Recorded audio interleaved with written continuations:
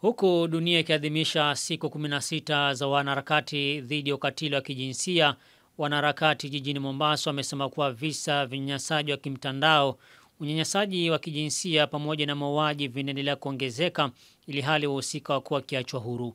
Naila Abdullah, mkurugenzi mkuu wa Sisters of Justice, amesema hali hiyo inatia wasiwasi na inahitaji hatua za haraka.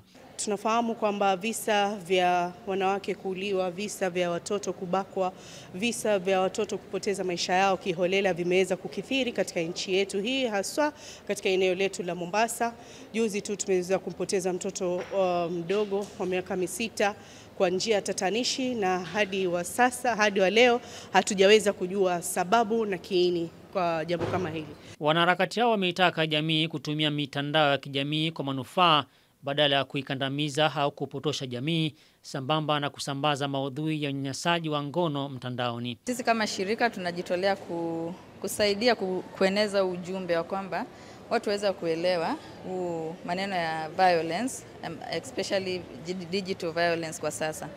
Tumeona watu wameweza kujiua, wengine wamepoteza utu wao katika jamii. Wengine walikuwa ni mashehe, saizi nani ataweza kumtambua shehe mwenye aliweza kujitoa mtandaoni, jamii ikaweza kuona picha yake chafu. Na pia tunaangalia ni jinsi gani wale wanaotumia mtandao kuweza kuwakandamiza wenzao. Na mimi nimefurahi sana, maana kuna mingi sana ambao nimekuja kulan hapa, ambao ilikuwa hapo mwanzoni nilikuwa sijui, lakini sasa hii nimejua kama kutumia mtandao vibaya kupotosha jamii ni hatia.